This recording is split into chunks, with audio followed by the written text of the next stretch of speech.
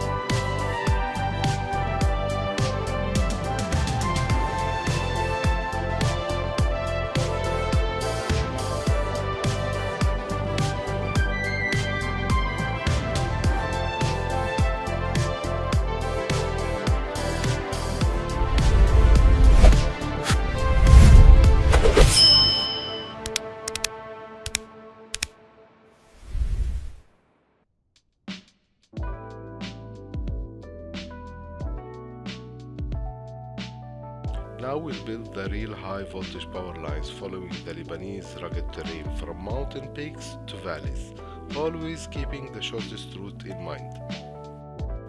These cables ensure that players have access to a source of expensive imported electricity, which makes practical sense, since at the beginning of each game, players usually don't have enough money to build their own power plants. Strangely, in the map editor's asset browser, whenever I search for high voltage line, I can find it only when all categories are selected. Yet if I search using the exact same term within individual categories, the asset does not appear. That makes me wonder, if I hadn't guessed the correct search term, where would I have even found it? Anyhow, let's start laying those cables.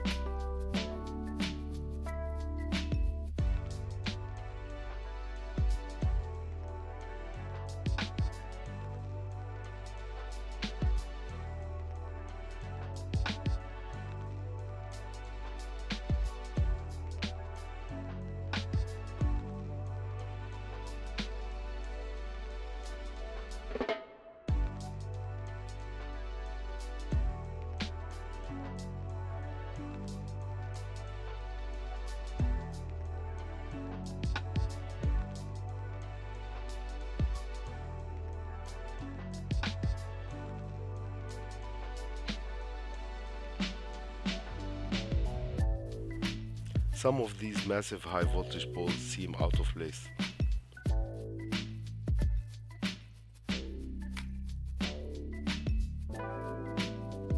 No worries, I'll fix those later.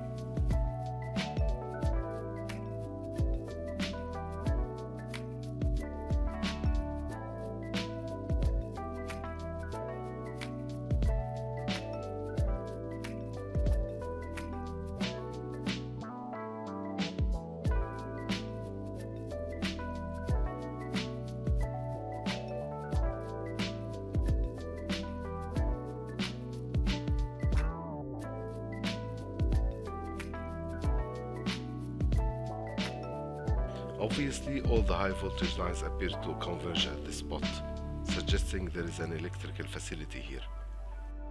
Actually, I think the opposite is true. This likely represents an electricity production plant, with all the lines distributing power outward from this location.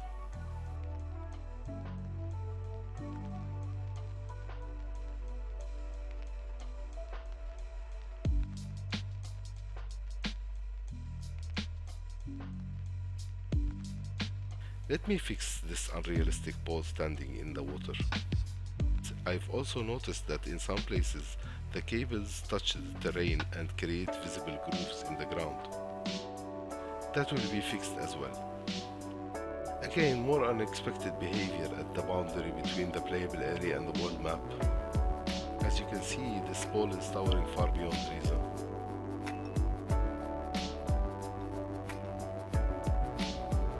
No worries, move it is here.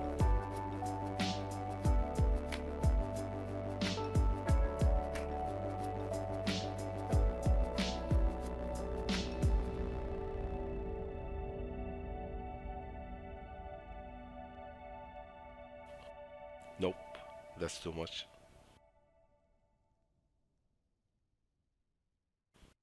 Enjoy the time-lapse music.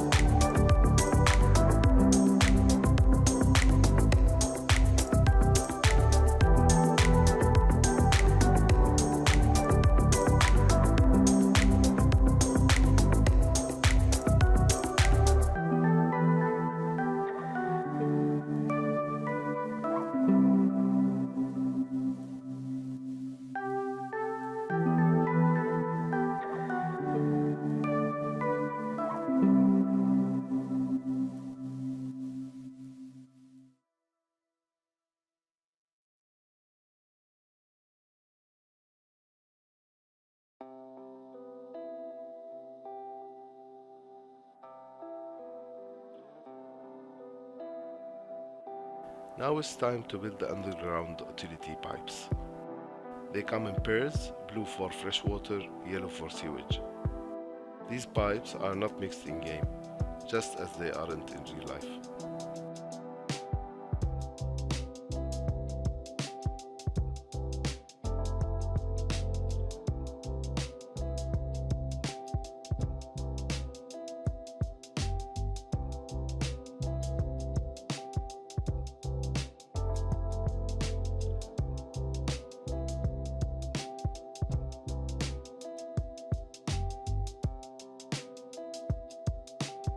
For some reason, the pipes crossed each other at the connection angle. I suspect it depends on the direction in which I draw them. Drawing them from the opposite direction seems to fix the issue, in a similar way to changing the direction of one-way roads.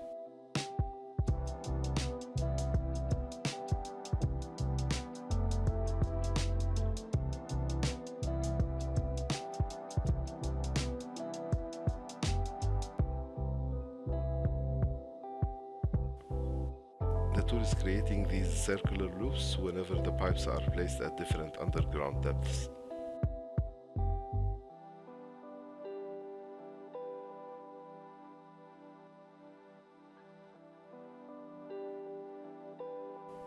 I prefer running the pipes in one continuous line, so I'll fix this.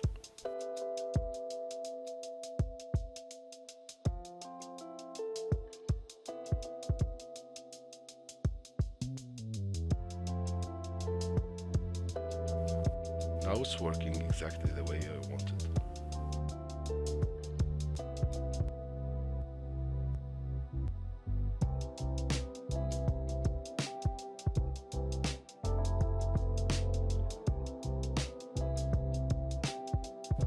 Will it remain level or will it curve beneath the riverbed?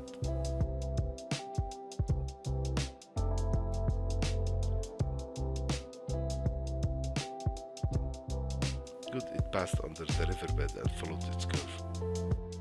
And no, I'm not referring to the red line. That red line belongs to the overlay image.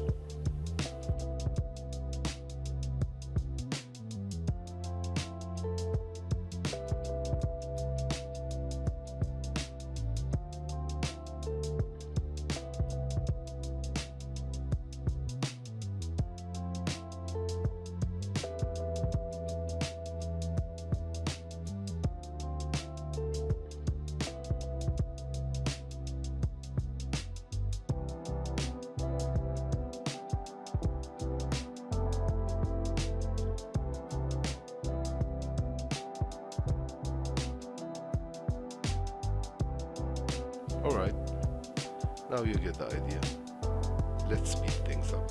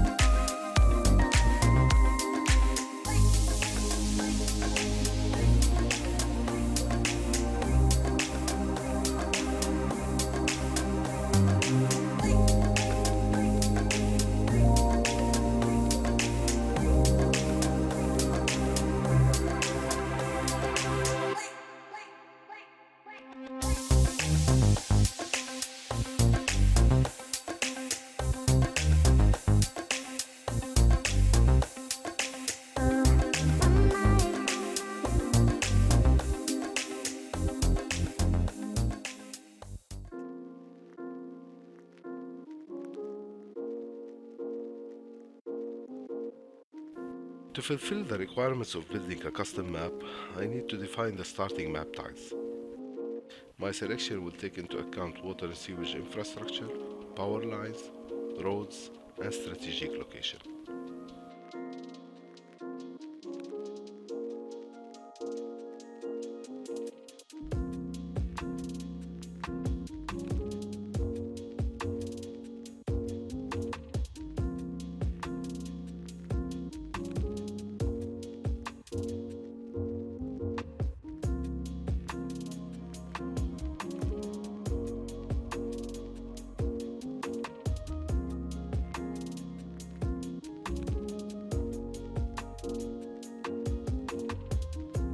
I'll choose Msaidbe, one of the highest hills of the Beirut plains, the second highest after Ashrafiyeh. It contains water tanks that distribute water downhill to other Beirut districts, along with the underground water sources. One starting tile is definitely not enough. Usually the developers choose 9 square tiles. I'll try to match roughly the same coverage so the start of the game gives players enough room before they need to purchase additional land. For myself, I'll be playing this map with all tiles unlocked to make recreating Beirut easier, and I'll use the areas overlaid to define districts. Still, choosing the starting tile is crucial for any player who wants to enjoy the vanilla progression experience with the intended challenge.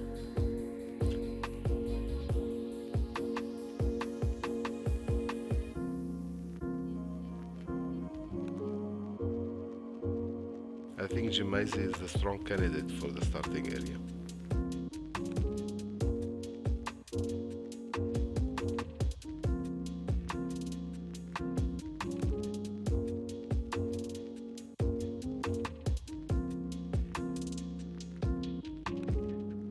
I am a bit confused here. Let me switch overlays and use the satellite view instead.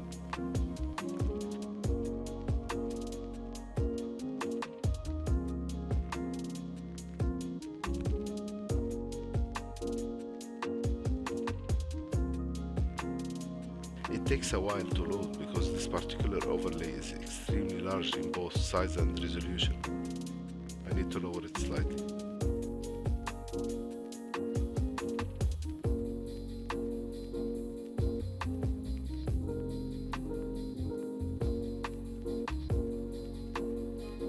Much better now.